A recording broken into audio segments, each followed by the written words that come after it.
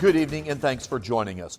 A massive fire destroys one building and damages surrounding houses. It happened around 10:30 last night on 3rd Avenue in Terre Haute. A well-known haunted house went up in flames. Now, a community is left to pick up the pieces. We have team coverage for you tonight. First, News 10's Lindsay Yates has reaction from those who are still in shock over the loss. Shattered nightmares turned to shattered dreams. I felt like I was burning with it. It was late last night. Paco Hoopengarner got a devastating phone call, one that would change his life. We jumped right out of bed. I don't even think my feet at the floor when I was in the dining room, but it was devastating to hear it. He and his wife Tammy would arrive to find this. Something a haunted house owner does never want to see. Their haunted house, known as Shattered Nightmares, suffocating in flames. Kind of like you lost somebody.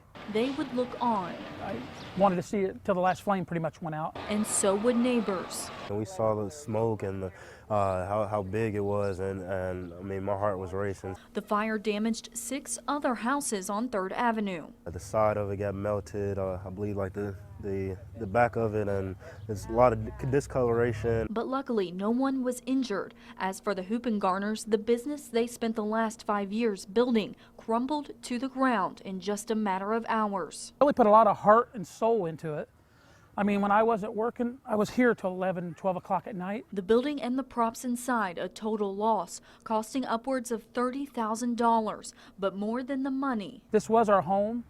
Our haunt family helped us here. We grew really close, helped a lot of kids stay out of trouble, but we slowly became more of a family. The loss, tragic, but what they've gained is overwhelming support. I had people from fellow haunted houses in Ohio, Illinois. We'll be glad to help you. So rising from the ashes with the help of their fan base, they plan to rebuild. This time it's going to be twice as good. So be looking out for us because we're not done. In Terre Haute, Lindsay Yates, News 10. The Hoopengarners did not have insurance during the off-season. They do have a GoFundMe page set up if you would like to donate. You can find out how by going to our website, WTHI-TV.com. In continuing coverage, an arrest was made at the scene of the fire last night. Police say the arrest cannot be confirmed as related.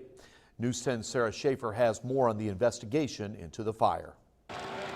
The fire at Shattered Nightmares Haunted House was one of the biggest in Terre Haute in years. Arson investigator Norm Loudermilk says, in fact, it's one of the biggest he's ever seen. The Modesty fire at the Modesty Law Office a few years ago had a big fire load, a lot of paper products, and that was a big fire as well. This I think is even bigger. In the middle of all the chaos, police made an arrest. Chief John Plassey says they can't confirm if it's related. The fireman noticed somebody was just kind of saying things that were kind of just different about the fire, like they deserved that to happen to them, laughing about the fire, which most people don't laugh at a tragedy like that. So they notified us, and when our officers went there to talk to him, he took off running. So he got arrested for resisting and fleeing police. Due to the extent of the damage, determining the cause of the fire, Loudermilk says, is difficult. We can't say that it's an arson because we just don't know. We're still looking at the cause. It's still under investigation. But the person that was arrested is a juvenile, and there are no charges pending on him with relation to this fire. Hotspots have firefighters still spraying the day after. For now, investigators say they need the public's help. We weren't out here when it started. Some of the neighbors may have seen something or heard something. And if they do, we just ask them to give us a call. In Terre Haute with photojournalist Gary Bryan, I'm Sarah Schaefer, News 10. If you have any information for investigators, call Terre Haute Police or arson investigator Norm Loudermilk. That contact information is on our website.